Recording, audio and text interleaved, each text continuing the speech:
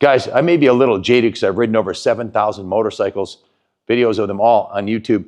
But this thing is a bike that really gets my attention. It is the best power to weight ratio of any motorcycle I've ever ridden. It's 385 pounds. It has 185 horsepower, 102 foot-pound of torque, and it's a V-twin pulling 85% of its torque from just over idle to redline. So whatever gear you're in, it's got a ridiculous amount of power. The handling is absolutely insane. This is the only true American superbike ever made, the 1190RS, capable of competing at World Superbike or AMA Superbike against the best bikes in the world right out of the box. What do you need to do to take this bike to the track? Not much. Remove the lights and the mirrors, and that's it. And you can do it on pump gas. If you want to make it even faster, you remove the base gasket so it raises the compression and run race gas. But that's it. The tires, the Öhlins suspension, everything on this bike is designed to compete at the highest level. And there's only a few bikes that have ever been made with that narrow of a focus. To start with the engine, 185 horsepower BRP Rotax Helicon 72-degree liquid-cooled 1190cc electronic fuel-injected V-twin. 13.6 to 1 compression, 8-valve, 4 valves per cylinder with dual overhead gear-driven camshafts. Triple counterbalanced 6-speed transmission with wet multi-plate slipper clutch. Rated at 102 foot-pound of torque, this thing's an absolute monster. The engine is designed as a stressed frame member and mount for the pegs and shock.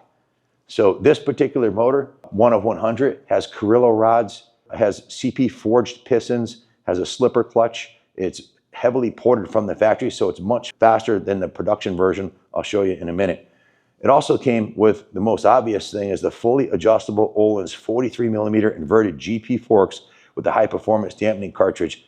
Specially tuned Öhlins GP fully adjustable shock with a remote adjuster, twin headlights, and a massive aluminum twin spar frame with fuel in the frame. Massive rigid aluminum swing arm.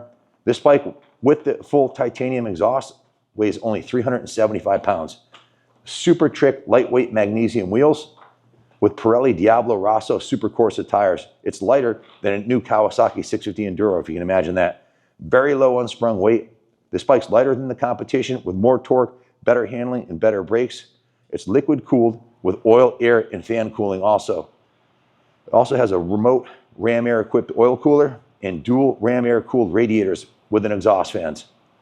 8-piston Nissan ZTL2 zero torsional load perimeter brake caliper system, 375mm full floating perimeter rotor with carbon fiber ram air brake rotor cooling ducts. This is an iconic example in brand new condition. Fully serviced, T-tailed and tuned and tested here at Kaplan Cycles. It was also given a full rotisserie detail. Has a brand new battery, a new battery tender lead, new engine oil, new oil filter. The fuel tank was flushed and it has fresh VP94 non-ethanol fuel in it. New brake fluid, and it also includes the Buell indoor motorcycle cover that it's been under, parked inside his house since it was brand new. And it also has a Kaplan Cycles vanity plate. This bike was stored in an air-conditioned facility under that cloth since new. It has no patina or aging at all. It's absolutely pristine. We're the #1 licensed new Buell dealership in the USA. We sold 3 last week. We're selling quite a few of the new ones. We're taking orders on the Super Cruiser. We're also the #1 licensed pre-owned Buell dealership in the USA. We're #1 for Gas and Stark, and we own the New England Motorcycle Museum. We're on the 2nd floor of the museum where this bike's being displayed proudly. If you want to buy this bike, we can finance it for you. We can ship it to your door anywhere worldwide. We have a white glove, roll-on, roll-off service, and we take trade-ins. So you might ask, what is the difference between this limited production Buell 1190RS versus the EBR Buell 1190 Hammerhead over here? This red, white, and blue one, or the orange one, or the black and carbon fiber one. If you can show them up close, those 3 bikes, those 2 new 24s, you'll see. And I'll go over the most obvious difference is the Öhlins forks. It doesn't have the Öhlins forks. It doesn't have the carbon fiber assembly up here. Has a different, quite a few different things. Probably one of the most expensive items is the magnesium wheels. These are aluminum wheels on the stock one. The Racer has magnesium wheels. The swing arm on the Racer is also a little bit slimmer. It also has a carbon fiber front fender, which the production one doesn't. And it also has full carbon fiber bodywork, including the belly pan underneath, which is not carbon fiber on the production bike. These are all the differences. So carbon fiber airbox, The sprocket cover and rear master cylinder mount are also carbon fiber. The fairing support and headlight mount, if you show them up in the top right here, that's all carbon fiber. It has a different headlight and a front fairing altogether from the production model. As a carbon fiber front brake duct, this is exclusive to the 1190RS. And the fairing is mounted with quarter turn quick release fairing screws, so you can take the fairing off in mere seconds at the racetrack if you need to. Also, the Öhlins 43 millimeter road racing forks are gold DLC coated, super sexy, beautiful. It has 30 millimeter cartridge and billet lowers. Those lowers are billet, they're not cast, and they're fully adjustable. The shock is an Öhlins TTX 36 road racing shock with hydraulic preload adjuster. The cooling ducts on this bike are carbon fiber and unique to this bike. The cooling ducts are unique with the side-to-side for optimum airflow. It also has a magnesium rear subframe that's unique to this bike. The triple clamps are billet, and it has Vortex clip-on handlebars, and it's also upgraded with the Akasato fully adjustable racing controls, braking clutch, and master cylinder with titanium hardware. Lots of titanium hardware on this bike, lots of carbon fiber, and lots of billet. It's basically built out of those three items.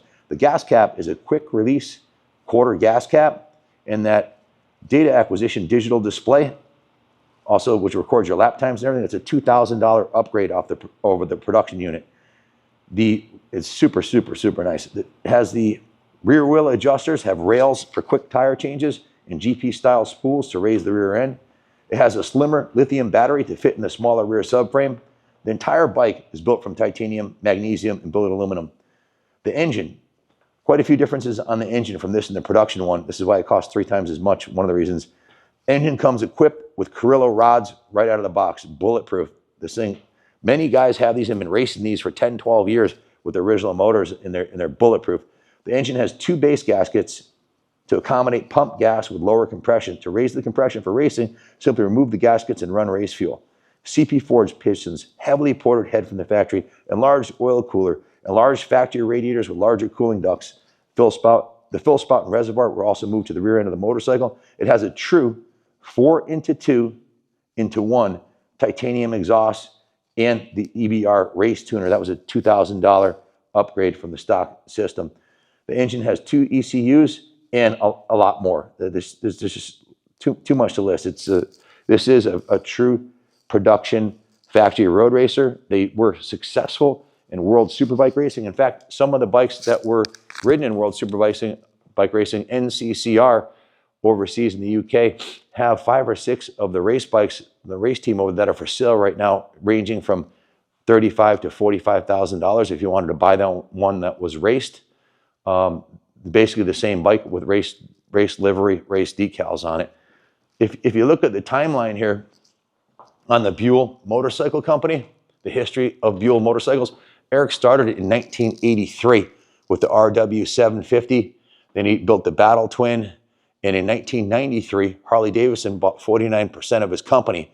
And then in 2003, they bought 100%, which was probably the biggest mistake he made. But I'm sure hopefully he made a lot of money. Because in 2009, when Harley Davidson was about to go out of business and dump on their race program and the V-Rod program, they also dumped their investment in Buell. They had spent a fortune, in fact, $24 million designing the 1125 and the 1190RR. So they spent a fortune designing this engine with BRP. Now, the engine manufacturer, BRP is Bombardier and Rotax. They make airplanes, okay? So if they make airplane engines, they got the technology to build a world superbike. This bike's still competitive today with modern superbikes from today. If you look at the timeline here, Buell won their first championship in 2009 of the AMA sport bike class with rider Danny Eslick at Daytona in 2009 on the 1125 road racer. I've got the Cafe Racer version of it right over there. I actually have that 2009 bike here on display in the museum. So this was the pinnacle of Eric's development of the trilogy of technology, the mass centralization, the low unsprung weight, the super stiff frame, the multi-function concept that he had where an item like the frame would do more than one thing. It also houses the fuel down low where the center of gravity needs to be. the engine is not just the engine, it's also a structural part of the frame. It also is the mount for the shock and the mount for the pegs. So multi-function use. Less parts means lighter weight. Just amazing what Eric accomplished. He's a AMA Hall of Fame member. He was voted Motorcyclist of the Year in 2011. He's an accomplished musician. He was also, if you don't know already, he was a professional road racer. In fact, he competed with a motorcycle that he built in his garage, this RW 750, against Kenny Roberts on his factory Yamaha TZ 750. Eric used to race TZs. Then he built his own bike and went out there and raced with it. Unfortunately, they canceled the class the year after he built the bike. There was no more Formula One, so he built his first Harley Davidson powered bike in 1987, right out of Pennsylvania. Big, huge Eric Buell fan. If you want to know more about Eric or the Buell company, there's a book called 25 Years of Buell, which I've read a couple times, cover to cover, and it talks about his history growing up in Pennsylvania on a farm, learned how to fix machines there, and then getting into racing dirt bikes in his teens, then went on to road racing, raced at Daytona as a privateer, and was fixing motorcycles to make money to put himself through engineering school. When he graduated engineering school, he got a job at Harley Davidson. The rest is history. He's an incredible, probably the best motorcycle engineer of our era to ever come out of America. No doubt about it. He built the best American, undoubtedly non-negotiable. There's never been an American motorcycle that performed anything close to what this Buell is capable of doing.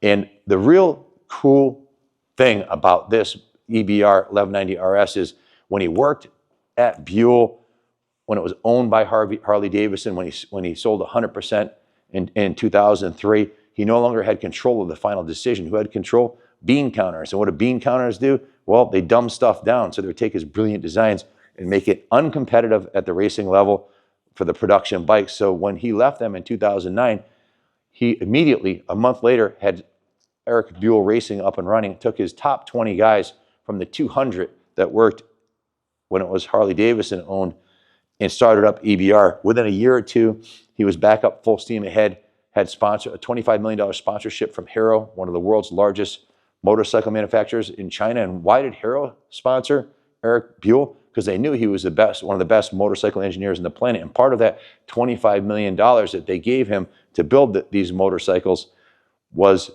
his promise to design small bore Japanese motorcycles for commuters overseas. And he did that. He did 16 different designs in a 2-year period, and they still owed him $25 million.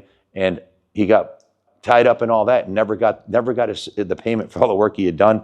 Lost his second sponsorship, and that's why he had to stop producing the motorcycles. And the company was purchased by Bill Melvin and his family in Grand Rapids, Michigan. The new 2024 Buells that we have on display here. Here's a super fighter. This is one of Eric's designs. This is a 1190 SX. He called it a super fighter because it was the first production motorcycle that had a Superbike engine. It wasn't dumbed down into street fighter mode.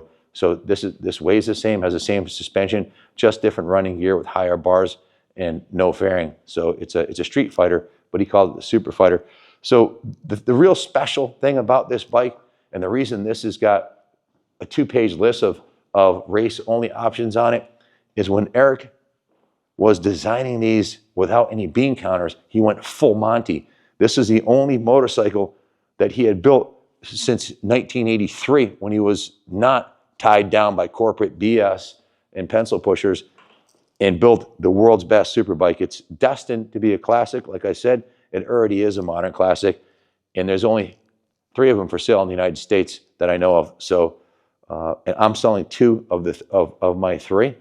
So if you want one, give us a call, 860-454-7024. We can provide financing, ship it right to your door, and we'll take care of it. We've got 100% positive feedback after selling motorcycles on eBay for 10 years. So we'll hook you up. Thanks for watching.